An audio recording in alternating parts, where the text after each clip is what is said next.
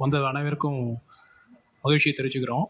போன வாரம் பெங்களூரில் எங்களுடைய அகில பாரத பொதுக்குழு மார்ச் 21, 22, 23 நடந்தது. அதில் சில தீர்மானங்கள் இயற்றப்பட்டன. அது தவிர ஆர்எஸ்எஸ் தொடங்கி 100 வருஷம் ஆச்சு. இதை பற்றி ஒரு செயல் திட்டமும் கொடுத்துருக்கோம்.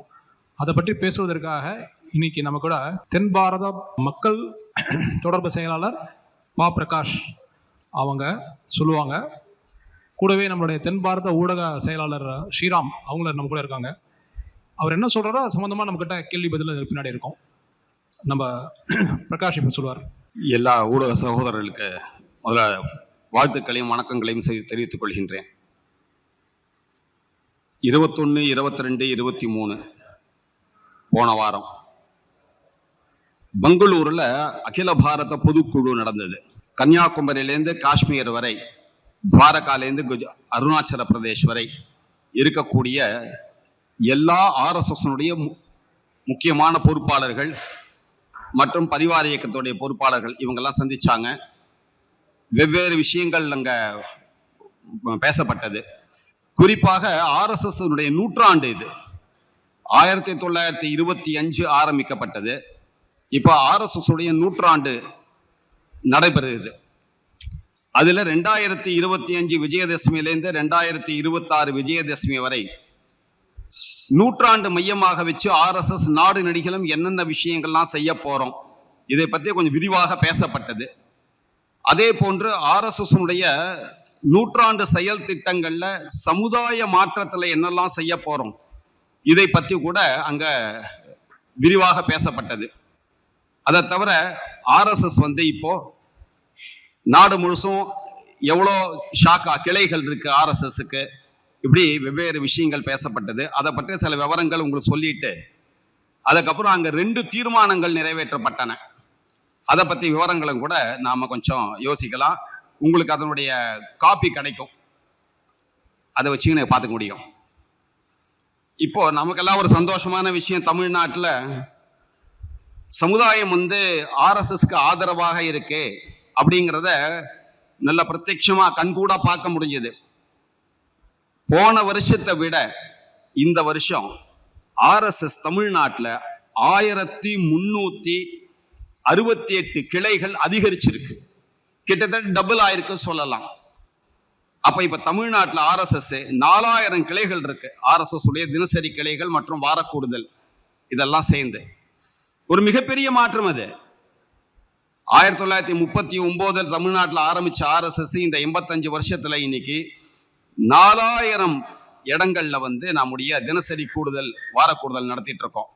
அப்படி நாடு நெடுகிலும் 51,570 இடங்கள்ல 1,27,367 ஷாக்கா மற்றும் வாரக்கூடுதல், தினசரி கூடுதல் மற்றும் வாரக்கூடுதல் நடந்துட்டு இருக்கு.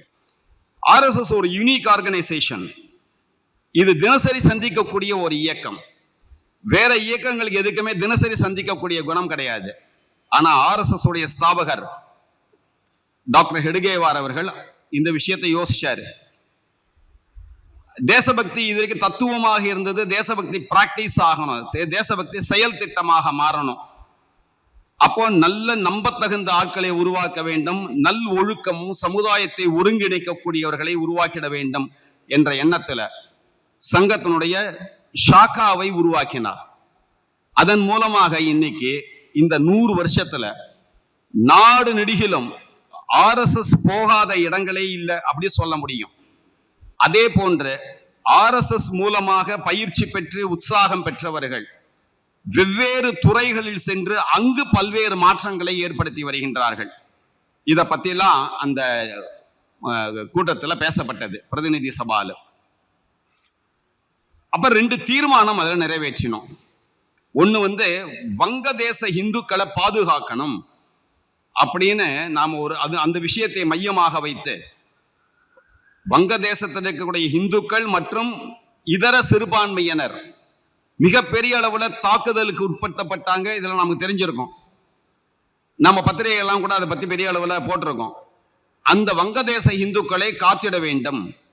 ஒரு நல்ல விஷயம்னா வங்கதேசத்துல முதல் முறையா இந்துக்கள் எல்லாம் ஒன்று சேர்ந்து அவங்க இந்த எதிர்ப்பை அவங்களுடைய தாக்குதலை சமாளித்து அதை எதிர்கொண்டார்கள். ஒன்று சேர்ந்து பெரிய பெரிய ஆர்ப்பாட்டங்கள் ஊர்வலம் நடத்தினாங்க. சோ சமுதாயம் அங்க இணைஞ்சிருக்கு. அதற்கு பிறகு உலக நாடுகளே கூட பல இடங்கள்ல பல நாட்டு தலைவர்கள் வங்கதேசத்தினுடைய இந்துக்களை மையமாக வைத்து அவங்க பல பேர் பேசினாங்க. பல பேர் அதுக்கான ஆர்ப்பாட்டம் இதெல்லாம் நடத்தினாங்க. வெவ்வேறு நாடுகள்லயும் நடந்தது.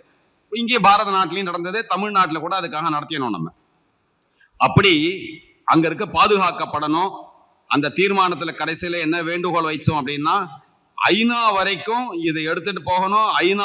ஐநால இதுக்கு ஆதரவு திரட்டணும். உலக தலைவர்கள் அத்தனை பேரும் வங்கதேச இந்துக்களை பாதுகாப்பதற்கு நாம எல்லாரும் செயல்பட வேண்டும் என்ற வேண்டுகோளை இந்த தீர்மானம் மூலமாக வச்சோம். இது ஒண்ணு. ரெண்டாவது, RSS நூற்றாண்டு. இப்போ இந்த நூற்றாண்டுல RSS என்னென்ன செய்யணும்? அப்ப எப்படிப்பட்ட இயக்கம் இது? RSS இது எப்படி உருவாச்சு? உலக மக்கள் அமைதி பெற வேண்டும், வளம் பெறணும், ஒருங்கிணைந்த இந்து சமுதாயம் உருவாகிட வேண்டும். இதற்கு நல்ல ஒழுக்கம் உள்ள நல்ல செயல் திட்டம் கொண்ட இந்துக்களை ஒருங்கிணைக்கக்கூடிய ஒருங்கிணைப்பு தன்மை கொண்ட மக்களை உருவாக்கிட வேண்டும். அப்படிங்கிறதுக்காக RSS ஸ்தாபகர் டாக்டர் ஹெட்கேவார் RSS உடைய ஷாக்காவை தோற்று வைத்தார். 100 வருஷமா ஒரு இயக்கம் தினசரி சந்திச்சு அது லட்சியத்தை வேகமாக மக்கள் மத்தியில எடுத்து போயிட்டு இருக்கு. இன்னைக்கு நாடு நெடுகிலும் RSSக்கு மிகப்பெரிய ஆதரவு, தமிழ்நாடு உட்பட. இதற்கு காரணம் என்னன்னா, RSS ஷாக்கா மூலமா இவைகள் செயல்படுத்தப்படுது. இதுக்கு எவ்வளவு ஆதரவு, எவ்வளவு ஆசீர்வாதங்கள் அப்படின்னா, துறவிகள், மகான்கள், யோகிகள், தேசபக்தர்கள் யார் யாரெல்லாம் இந்த மாதிரி நல்ல விஷயங்கள் இருக்கணுங்களோ சொல்றாங்களோ அவங்க எல்லாம் RSSக்கு ஆதரவாளர்களாக பல இடங்கள்ல வேலை செஞ்சிருக்காங்க, பல இடங்களுக்கு ஆசீர் கொடுத்திருக்காங்க. அதன் அடிப்படையில RSS தனது லட்சியத்தை உலகத்திலேயே தலை சிறந்த நாடாக நமது அன்பிற்குரிய தாய் திருநாடாம் பாரத திருநாட்டை எல்லா துறைகளிலும் உருவாக்கிட வேண்டும், உயர்த்திட வேண்டும். அந்த எண்ணத்தின் அடிப்படையில் RSS இன்னைக்கு செயல்பட்டு வருகின்றது. அதனால ஒரு யங் ஆர்கனைசேஷன் அப்படி சொல்லணும். தினசரி வளரக்கூடிய ஒரே இயக்கமாக RSS இருக்கு. 100 வருஷம் ஓல்டு ஆர்கனைசேஷன் இல்ல, 100 வருஷம் இளமை ததும்பும் யங் ஆர்கனைசேஷனாக ராஷ்டிரிய ஸ்வயம் சேவக சங்கம் பாரதம் முழுவதும் தமிழகத்தில் உட்பட எல்லா இடங்களும் செயல்பட்டு வருது. அப்படிங்கறத பத்தி அங்க பேசப்பட்டு, அதுல RSS உடைய அந்த தீர்மானத்துல ஒரு முக்கியமான கருத்தை முன் வச்சிருக்காங்க. அது கூட நமக்குடைய இப்போ நம்ம கிடைக்கும். இருந்தாலும் அதை பத்தி நான் ஒரு சின்ன விஷயம் உங்களுக்கு முன்னாடி சொல்ல விரும்புறேன். தினசரி ஷாக்கா தரும் நற்பண்பு காரணமாக சமுதாயத்தில் அசைக்க முடியாத நம்பிக்கையும் அன்பையும் பெற்றுள்ளது சங்கம். இந்த காலகட்டத்தில் சங்க சுயம் சேவர்கள் மதிப்பு, அவமதிப்பு, விருப்பு, வெறுப்பு இவற்றை கடந்து அன்பால், பாசத்தால் உருவாகும் ஆற்றல் கொண்டு அனைவரையும் அரவணைத்து இணைக்க முயற்சி செய்தார்கள். 100 வருஷம் எப்படி நம்ம வேலை செஞ்சோம்? அன்புக்கான ஒரு இயக்கம் RSS. அது புரிஞ்சுக்கிறத பொறுத்தே இருக்க. தமிழ்நாட்டில் பல பேர் அதை புரிஞ்சுக்கல. ஆனா RSS சொல்லி தரது ஒரே விஷயம் என்னன்னா, அன்பு தான். எல்லாங்களையும் உண்மை, அன்பு, நேர்மை இவைகளை மனித குணம் இது. அதனால RSS உடைய தினசரி கிளையை பத்தி சொல்லிச்சு, அது மனித நிர்மாண பணி அப்படியே சொல்றோம் நாம. தினசரி ஷாக்கால மனுஷனுக்கு என்னென்னலாம் குணங்கள் இருந்தா நிறை மனிதன், அவற்றை உருவாக்குற வேலையை செய்துட்டு இருக்கு. அவர்கள் தான் இன்றைக்கு பல்வேறு துறைகளில் சென்று அங்க இந்த சிந்தனையை, தேசிய கருத்துக்களை, நல்ல ஒழுக்கங்களை, நற்சிந்தனைகளை, அன்பினை, ஒற்றுமையினை வலியுறுத்தி வருகின்றார்கள். நாடு முழுசும் வேலை செஞ்சிட்டு இருக்காங்க. அப்படிப்பட்ட இயக்கமாக RSS விளங்கி கொண்டிருக்கின்றது. அதுல நாம எல்லாரும் அதற்கு ஆதரவு தெரிவிக்கணும். சான்றோர்கள் தலைமைக்கு முழு சமுதாயத்தையும் ஒருங்கிணைத்து இணக்கமாக ஒன்றிணைந்த பாரதத்தை உலகிற்கு ஒரு முன்மாதிரி தேசமாக முன்வைக்க அகில பாரத பிரதிநிதி சபை உறுதி பூணுகிறது அப்படி சொன்னாங்க. இந்த பிரதிநிதி சபால 2 பெரியோர்களை பற்றி, 2 தாய்மார்களை பற்றி நமக்கு அவங்க தெரிவிச்சாங்க. ஒண்ணு, போன வருஷம் இதே மாதிரி பிரதிநிதி சபால இந்தோருடைய மகாராணி அகல்யாபாய் ஹோல்கர் அவங்களுடைய 300வது பிறந்த தினத்தை நாடு நெடுகிலும் பெரிய அளவுல குறிப்பாக பெண்களை ஒருங்கிணைத்து மகளிர்களை ஒன்றிணைத்து கொண்டாடிட வேண்டும் அப்படி ஒரு வேண்டுகோளை முன்வைச்சோம். எதற்காக? யார் அந்த அகல்யாபாய் ஹோல்கர் அப்படின்னா, இன்னைக்கு காசியோடைய கோவில்ல சிவபெருமானுடைய லிங்கம் இருக்கல, அந்த லிங்கத்தை நேரடியாக அவர்கள் கையாலேயே பிரதிஷ்டை செய்தவர்கள். ராமேஸ்வரத்துல ஆரம்பிச்சு காசி வரை பாரத நாடு நெடுகிலும் திருக்கோயில்கள், குறிப்பாக சிவன் கோயில் அனைத்தையும் உருவாவதற்கு பெரிய பெரிய கோயில்கள்லாம் புனர் நிர்மாணம் செய்து கும்பாபிஷேகம் செய்த பெருமை இந்த அகல்யாபாய் ஹோல்கர் அம்மாவை சாரும். அவங்களுடைய 300வது ஆண்டு விழாவை கொண்டாடணும் முடிவு செஞ்சு RSS தீர்மானம் நிறைவேற்றியது போன வருஷம்.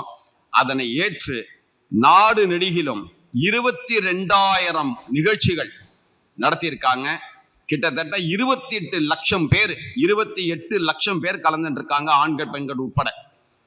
அதனுடைய ஒரு பகுதி கன்னியாகுமரியில போன மாசம் கர்மயோகினி சங்கமம் அப்படி ஒண்ணு நடந்தது. 35,000 பெண்கள் அந்த கர்மயோனி சங்கமத்துல கலந்துட்டாங்க. மாதா அமிர்தானந்தமாயி அம்மா அதுக்கு ஆசியுரை வழங்கினாங்க.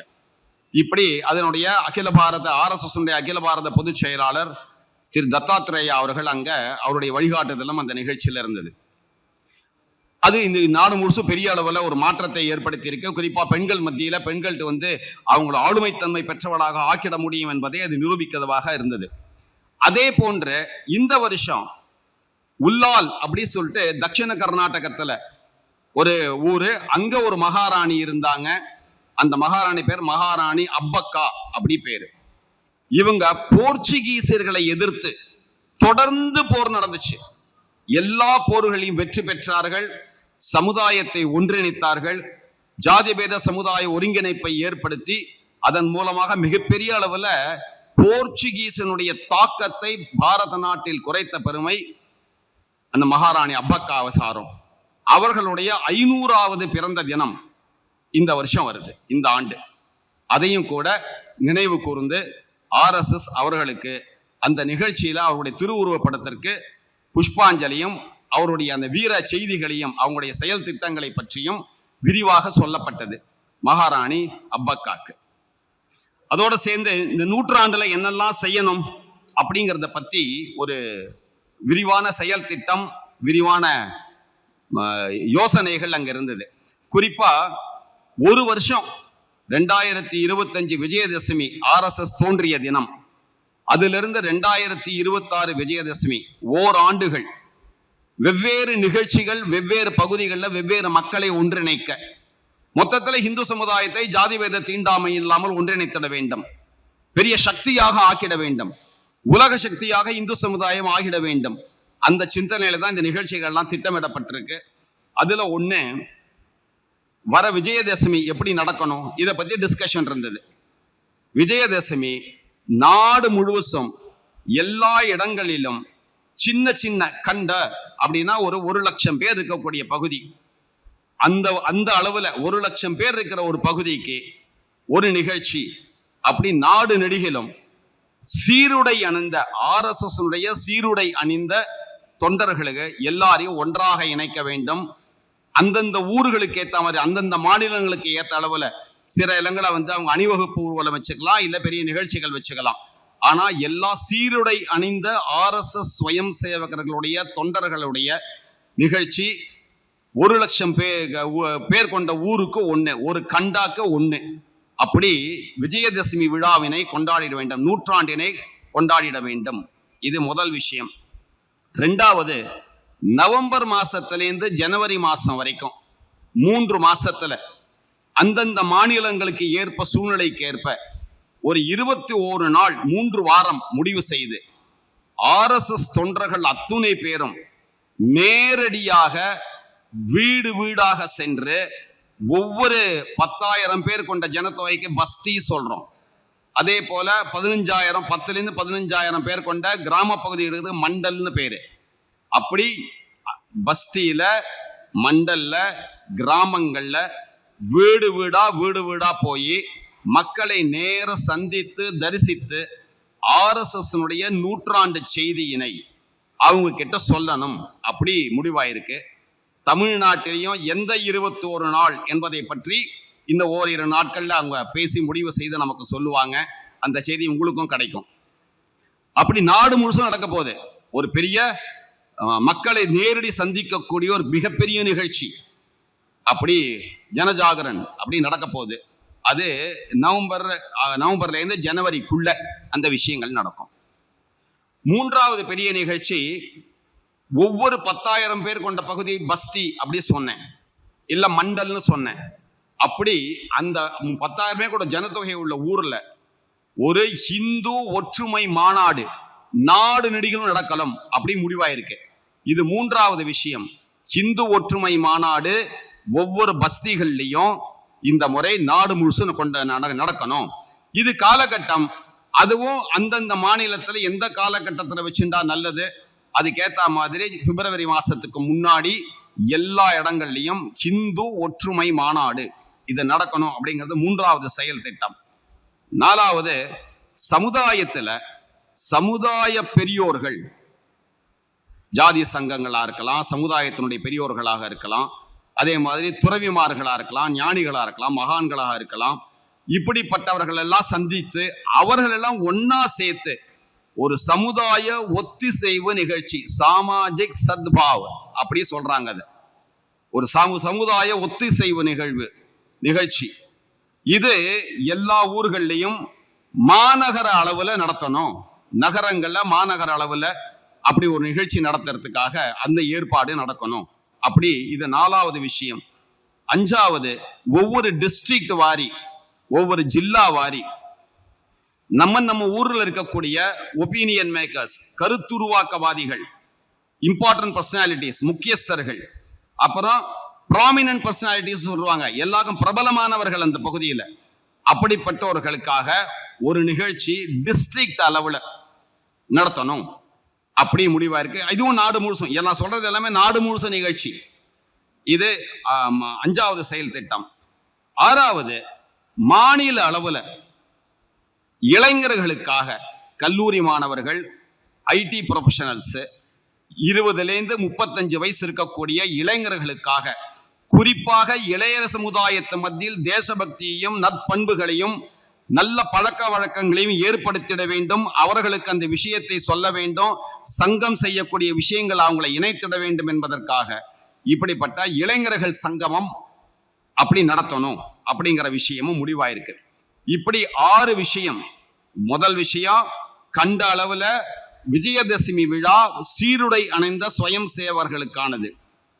2வது, நவம்பர்ல இருந்து ஜனவரிக்குள்ள 21 நாட்கள் முடிவு செய்து அந்த 21 நாள் மக்களை போய் நேரடியாக வீடு வீடாக சந்தித்து தரிசித்து அவர்களுக்கு RSS செயல் திட்டங்களை சொல்வது. இது 2வது. 3வது, 10,000 பேர் கொண்ட ஜனத்தொகை கொண்ட பஸ்தி பகுதிகளில், மண்டல் பகுதிகளில் ஒரு ஹிந்து ஒற்றுமை மாநாடு. 4வது, சமுதாய நல்லிசைவு நிகழ்ச்சி, சாமாஜிக் சத்பாவ் நிகழ்ச்சி. இது மாநகர அளவில் நடத்தணும். 5வது, ஒவ்வொரு டிஸ்ட்ரிக்ட் வாரி, ஜில்லா வாரியாக முக்கியஸ்தர்கள், பிரபலமானவர்கள், இவர்களுக்காக ஒரு நிகழ்ச்சி, அது ஜில்லா வாரியாக. மாநில அளவுல இளைஞர்களுக்காக, இளைய சமுதாயத்தை ஒன்றிணைத்திட ஒரு நிகழ்ச்சி. இப்படி 6 நிகழ்ச்சிகள் 2025 விஜயதசமி ஆரம்பிச்சு 2026 விஜயதசமிக்குள்ள இவற்றை நடத்தி இந்து சமுதாயத்தை ஒன்றிணைத்திட வேண்டும். இதற்காக பெரிய செயல் திட்டம் நாடு நெடுகிலும் யோசிச்சு, இதுதான் நூற்றாண்டு செயல் திட்டம். மக்கள் மத்தியில போறச்ச என்ன சொல்லணும், அதற்காக ஏற்கனவே போன வருஷம் 2024 விஜயதசமியிலேருந்து 2026 விஜயதசமி வரைக்கும் ஏற்கனவே ஒரு செயல் திட்டத்தை RSS நாடு முழுசும் கொடுத்துருச்சு. அதற்கு பேரு பஞ்ச பரிவர்த்தன், 5 விதமான மாற்றங்கள். யார்கிட்ட? RSS தொண்டர்கள் முதல்ல அது ஓராண்டு பயிற்சி செய்வாங்க, அப்புறம் ஓராண்டு மக்கள்கிட்ட போய் சொல்லுவாங்க. 2024 விஜயதசமியிலேருந்து 2025 விஜயதசமி வரைக்கும் ஒவ்வொரு RSS தொண்டர்களும் RSS துணை இயக்கத்தை சார்ந்த, RSS சங்க பரிவார இயக்கத்தை சார்ந்த தொண்டர்கள் உட்பட எல்லாரும் குடும்பத்தோட இவற்றை செயல்படுத்த வேண்டும். 25 வீடு வீடா போய் பார்க்கறச்சு அவங்கள்ட்ட அதை சொல்லணும், நாங்க செஞ்சிட்டோம் நீங்க செய்யுங்கன்னு ஒரு வேண்டுகோளை வைக்கணும். என்ன இந்த 5 மாற்றங்கள்? 1, அன்றாட வாழ்வில் சமுதாய நல்லிணக்கம். நாம வண்டியில போறோம், ஆட்டோல போறோம். அந்த ஆட்டோ சகோதரியோ கேப் போ சகோதரியோ ஒரு அன்போட நீ நலமா இருக்கியா அப்படி கேட்கலாம் தானே? உங்க குழந்தை குட்டியெல்லாம் சௌக்கியமா இருக்கா கேட்கலாம் தானே? நம்மோட சகோதரன் தானே. நம்ம வீட்டு வாசல்ல போடுற குப்பையை அள்ளுறதுக்காக துப்புரவு தொழிலாளி வராரு, அவருக்கு ஒரு டம்ளர் தண்ணி கொடுக்கலாம் தானே? வீட்டுல கூப்பிட்டு அவர்கிட்ட அன்போட பேசலாம் தானே? இயக்கமே அன்புக்கான இயக்கம். அதனால சுத்தி முற்றி நம்ம வீடை சுற்றி இருக்க எல்லாரோடையும் அன்போட பழகிட வேண்டும், அன்போட நடந்து கொள்ள வேண்டும், அன்போடு அரவணைத்திட வேண்டும். இதுதான் சமுதாய நல்லிணக்கம். அப்படி அன்றாட வாழ்வில் சமுதாய நல்லிணக்கம், இது முதல் மாற்றம். பஞ்ச பரிவர்த்தனை முதல் பரிவர்த்தன். 2வது, வாரம் முடிந்தால் தினசரி இல்ல வாரம் ஒரு நாள் வீட்டுல இருக்க எல்லாரும் ஒன்னா உட்கார்ந்து வீட்டுல சமையல் செய்து அதை சாப்பிடணும். சாப்பிடுச்ச மொபைல் இல்லாம, சினிமா பத்தி பேசாம, அரசியல் பத்தி பேசாம, நம்முடைய குடும்பத்தினுடைய பரம்பரையை பற்றி சொல்லணும், குடும்ப பெருமை பற்றி சொல்லணும், நம்முடைய பெற்றோர்களை பற்றி சொல்லணும், நம்முடைய மூதாதையர்களை பற்றி சொல்லணும், நம்ம குலதெய்வத்தை பற்றி சொல்லணும், நம்ம குலதெய்வ வழிபாட்டை பற்றி இளைஞர்களுக்கு சொல்லணும். அப்படி குடும்பத்துல விவேகானந்த சுவாமி சொல்கின்றார், எந்த குடும்ப பெருமை யாரிடம் இருக்கின்றதோ அவரிடம் தேச பெருமை இயற்கையாக வரும் அப்படி சொல்றாரு. அப்ப குடும்ப பெருமையை சொல்வதற்கான ஏற்பாடாக இந்த 2வது விஷயம் இருக்கும். இதுக்கு குடும்ப பிரபோதன், குடும்ப நல மேம்பாட்டு திட்டம் அப்படி ஒண்ணு 2வது வச்சிருக்கோம். அதன் மூலம் அது மட்டும் இல்லாம முடிஞ்சா வாரத்துக்கு ஒரு நாள் எல்லாரும் குடும்பத்தோட திருக்கோயில் போய் தரிசனம் செய்துட்டு வரணும். எதெல்லாம் நம்ம குடும்பத்தினுடைய விசேஷம், பண்டிகைகள், இதெல்லாம் கொண்டாடணும். இது 2வது விஷயம். அப்போ குடும்ப பிரபோதன். 3வது, சுற்றுச்சூழல் பாதுகாப்பு, பர்யாவரன். சுற்றுச்சூழல் பாதுகாப்பு அப்படின்னா ஒன்னே plastic free society, plastic free home. அது மாத்திரம் பத்தாது, மரங்கள் நடணும். எந்த மரம் நடணும்? பட்சிகள் மிருகங்கள்லாம் காப்பாற்றக்கூடிய பழ மரங்கள் நடணும், தண்ணி கொடுக்கக்கூடிய மரங்கள் நடணும். இப்படி மரம் நடுதல கூட விசேஷ கவனம் செலுத்தணும். 2வது, அதுலயே விஷயம் என்னன்னா, வீட்டுக்கு வராங்க, தண்ணி கொடுக்கிற குடி தண்ணீர் குடிக்கக்கூடிய பழக்கம் நம்ம கிட்ட உண்டு. நம்ம தமிழ்நாட்டில் எல்லாருக்கும் பழக்கம் உண்டு. வந்த உடனே தண்ணி கொடுப்போம், குடிக்கிற தண்ணி கொடுப்போம். அது வேஸ்ட் ஆகக்கூடாது. அதுல நீர் நிர்வாகமும் சேர்க்கணும். முன்னாடிலாம் இந்த டம்ளர் நிறைய தண்ணி கொடுத்துருவோம். இப்ப பழக்கம் எல்லாருக்கும் பழக்கம் எப்படி இருக்கு? பாதி சிபி குடிச்சிட்டு வச்சிருவாங்க, அது வேஸ்ட் ஆகும்.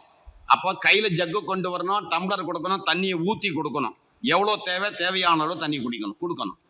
அப்ப நீர் நிர்வாகம் இருக்கணும். வீட்டுக்குள்ளேயே தினசரி நீர் நிர்வாகத்தை எப்படி வைத்திட முடியும்? இது சுற்றுச்சூழல் பாதுகாப்புல ஒரு பகுதி. உணவு பாதுகாப்பு, உணவு நிர்வாகம் எப்படி இருந்திட வேண்டும், அவற்றை கூட யோசித்திட வேண்டும். அப்ப சுற்றுச்சூழல் பாதுகாப்புல மரம் நடுதல், அப்புறம் இயற்கையை பேணி பாதுகாத்தல், அப்புறம் பிளாஸ்டிக் இல்லாத நிலையை உருவாக்குதல், நெகிழி இல்லா நிலையை உருவாக்குதல், அது மட்டும் இல்லாம நீர் நிர்வாகம், உணவு நிர்வாகமும் கூட அதோட இணைந்தது. இது அன்றாட வாழ்வில் செய்ய வேண்டியது அப்படிங்கிறது கூட இந்த சுற்றுச்சூழல் பாதுகாப்புல இருக்கு. பறவைகளை காப்பாற்றணும், மிருகங்களை காப்பாற்றணும், மரம் செடி கொடிகளை காப்பாற்ற வேண்டும். இவைகள்லாம் கூட மனிதனுடைய பொறுப்பு தான். இவைகள் எல்லாம் மனிதனை நம்பித்தான் வாழ்ந்துட்டு இருக்கு. அவர்களை பாதுகாப்பதும் சுற்றுச்சூழல் பாதுகாப்புக்கானது. இது 3வது விஷயம். 4வது, தன்னை அறிதல், தனதை அறிதல், ஸ்வா அப்படி சொல்றாங்க. அப்படின்னா ஸ்வபாஷா, சொந்த பாஷையில் பேச வேண்டும். உதாரணத்துக்கு சொல்றேன், தமிழ்ல 5 நிமிஷம் தாய்மொழி, எனக்கு தாய்மொழி தமிழ், நான் குறைந்தபட்சம் 5 நிமிஷமாவது என் தாய்மொழியில பேசக்கூடிய மனப்பக்குவம் பெற்றவனாக இருக்கின்றேனா, பழக்கப்படுத்தியிருக்கேனா? ஆனா இன்னைக்கு அந்நிய ஆங்கில மொழியுடைய தாக்கம் எவ்வளவு இருக்கு. தாய் பாஷையில பேசுற பழக்கமே போயிடுச்சு, யாருக்குமே இல்லை. சாதாரண டீ கடையில கூட நாம போய் டீ சாப்பிடணும், டீ கொடுப்போம், கேட்டாக்க டம்ளர்லையா கிளாஸ்லையா, வித்தா வித்தவுட்டா, ஹாஃபா ஃபுல்லா, இப்படிதானே கேட்கறான். அப்ப எல்லாமே ஆங்கிலமாக மாறிடுச்சு. இதுக்கெல்லாம் தமிழ் வார்த்தை எங்க இருக்கு? தாய்மொழி மேம்பாடு, இது ஸ்வாத ஒரு பகுதி. தன்னை அறிதல், தனதை அறிதல். அப்போ தாய்மொழி அது முதல் விஷயம். ரெண்டாவது நம்முடைய உடை, நம்முடைய பாரம்பரிய பண்பாட்டு உடை, அதுல கௌரவம் இருக்கணும். அப்பனா பேண்ட் போட வேண்டாம் அப்படி சொல்லல. நம்முடைய பாரம்பரிய உடை மேல நமக்கு கௌரவம் இருக்கா, மரியாதை இருக்கா, இது ரெண்டாவது விஷயம். மூணாவது, நம்ம நாட்டு பொருட்கள்லாம் இன்ஃபீரியர் இல்ல. நம்ம நாட்டு பொருட்கள் நல்ல தரமான பொருட்கள் இருக்கத்தானே செய்யுது. அதுக்கு ஸ்வதேசி அப்படி பேரு. வ.உ. சிதம்பரனார், சுப்பிரமணிய பாரதி, யாரெல்லாம் இந்த தமிழ்நாட்டில் மாற்றம் கொண்டு வந்தார்களோ அத்துணை பேரும் சுவதேசியை கடைபிடித்தவர்கள். வீட்டிலிருந்து சுவதேசியை கடைபிடித்தார்கள். அப்ப நாம கூட ஸ்வதேசி வாழ்க்கை வாழணும். நம்முடைய தாய்மொழியில பேசணும், நம்முடைய உடைகள்ல கௌரவம் இருக்கணும், நாம சுதந்திரமா இருக்கணும், நம்முடைய தந்திரங்களை உபயோகப்படுத்தணும், நம்முடைய சுவதேசி பொருட்கள் மேல நமக்கு கௌரவம் இருக்கணும், மரியாதை இருக்கணும். அவற்றை பயன்படுத்தக்கூடிய பழக்கத்தை நாம் ஏற்படுத்தி கொள்ள வேண்டும். காலையிலேருந்து ராத்திரி வரைக்கும் என்னுடைய பாரதம் ஜிந்தாபாத் சொல்லணும். Singapore zindabad, America zindabad, France zindabad சொல்லக்கூடாது. நம்ம நாடு ஜிந்தாபாத் சொல்லணும். அப்பதான் அது தேசபக்தி. அதை வலியுறுத்தக்கூடிய அளவுல இந்த தன்னை அறிதல், தனதை அறிதல், இதை பற்றி நாம விரைவாக பயிற்சி பண்ணி மக்களுக்கு சொல்லணும். இது 4வது விஷயம். 5வது ஒண்ணு இருக்கு, அது குடிமக்கள் கடமை. எதெல்லாம் குடிமக்கள் கடமை? ஹெல்மெட் போகக்கூடாது. RSS தொண்டர்களுக்கு அழுத்தமாக சொல்லுகிறது. வண்டியில போகணும்னா 2 பேர் போனா 2 பேரும் ஹெல்மெட் போடணும். அது சட்டம், முழுமையா கடைபிடிக்கணும். நல்ல விஷயம் என்னன்னா, RSS உடைய 2வது தலைவர் குருஜி கோல்வால்கர் அப்படி இருந்தாரு. அவர் ஒரு நாளைக்கு ராத்திரி 11 மணிக்கு கார்ல போயிட்டு இருக்கச்ச அந்த டிரைவர் வலப்பக்கமா திரும்புறாரு. அங்க நோ என்ட்ரின்னு போட்டிருக்கு. அவர் கேட்கிறாரு, இந்த பக்கம் நோ என்ட்ரி போட்டிருக்க, போக கூடாதுன்னு சொல்லிட்டு. ராத்திரி வேலை ஒன்னும் பிரச்சனை இல்ல, சுத்தி போனா 4 கிலோமீட்டர் சுத்தி போகணுங்கிறாரு. ஆனா RSS தலைவர் 1965, 66 நீ சுத்தி போன்னு சொல்றாரு. 4 கிலோமீட்டர் சுத்தி தான் போனாங்க. இது நல்ல உதாரணம். RSS தொண்டர்களுக்கு தலைவர் உதாரணமாக இருக்கின்றார். அப்படி வெவ்வேறு உதாரணங்கள் சொல்ல முடியும். அப்படி நம்ம கற்றுக் கொடுக்கிறோம். இதே RSS அலுவலகத்தில் ஒருத்தர் சுப்பாராவன் இருந்தாரு. ஒரு நாளைக்கு திருவண்ணாமலை ரயில்வே ஸ்டேஷன்ல இறங்குறாரு, திரும்பி போறாரு திருவண்ணாமலையிலேருந்து ஸ்டேஷனுக்கு. அவரோட 2 RSS தொண்டர்கள் வந்தாங்க வழி அனுப்பி வைக்கிறதுக்காக. அவங்க கிட்ட போய் பிளாட்ஃபார்ம் டிக்கெட் வாங்கிட்டு வான்னு சொல்றாரு. இவங்க பிளாட்ஃபார்ம் டிக்கெட்லாம் வேண்டாங்க, நம்ம ஊர்ல தேவையில்லை அப்படிங்கிறாங்க. வாங்கிட்டு வா அப்படி சொல்றாரு. இவங்க போய் பிளாட்ஃபார்ம் டிக்கெட் வாங்கிட்டு வந்த பிறகு அவங்க சொல்றாங்க, அந்த டிக்கெட் கொடுக்குறவரே கலடா சிரிச்சாருங்க, எதுக்கு பிளாட்ஃபார்ம் டிக்கெட் வாங்குறப்போ அப்படின்னு சொன்னாங்க. ஆனா நீங்க வாங்க சொன்னீங்களா, வாங்கிட்டு வந்தோம் அப்படின்னாரு. அவங்க யாரும் RSS தொண்டர் இல்லையே, அவங்க RSS காரன் இல்லையே. RSS காரன் முன்னுதாரணமாக இருந்துட வேண்டும் அப்படி அவர் சொல்லுவார். அப்போ இது செயல்முறைக்கு வரணுங்கிறதுக்காக இதெல்லாம் குடிமக்கள் கடமை. ஹெல்மெட் 1, பிளாட்ஃபார்ம் டிக்கெட் 1, கார்ல போனா பெல்ட் போடணும்.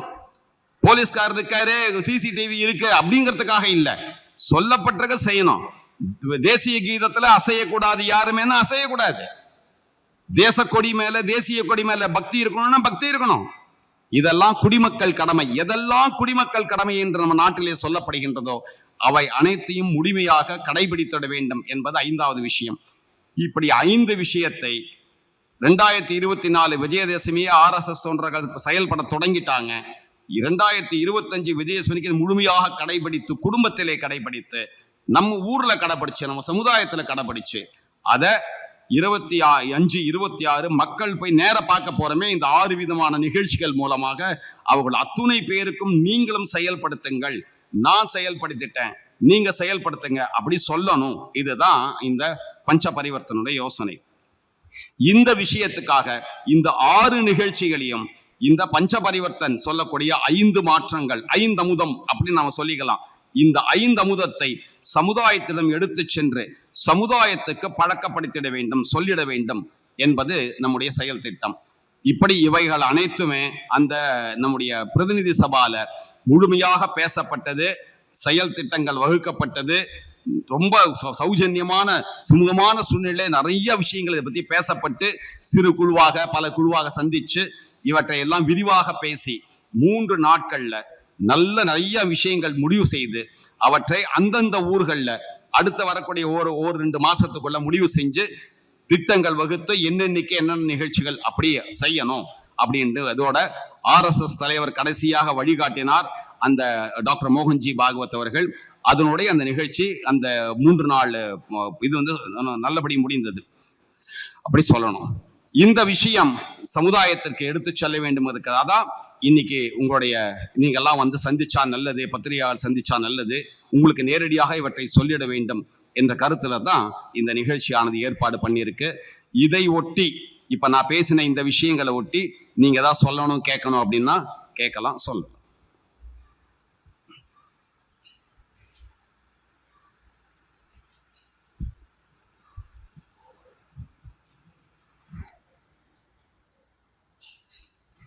அவசியமாக உங்களுக்கெல்லாம் இந்த தீர்மானத்தினுடைய காப்பி தரப்படும். ஆங்கிலம், தமிழ் எது வேணுமோ அதை நீங்கள் வாங்கிக்கலாம். அதை வந்து சமுதாயத்துக்கு எடுத்து போகிறதுக்கு உங்களுக்கு அது உதவியாகும், இதாகவும் இருக்கும். குறிப்பாக மகாராணி அப்பக்கா பற்றின அந்த அவங்கள பற்றின விவரங்களும் அதில் ஒரு இதை சொல்லப்பட்டிருக்கு. அதனுடைய காப்பீஸும் உங்களுக்கு கிடைக்கும்.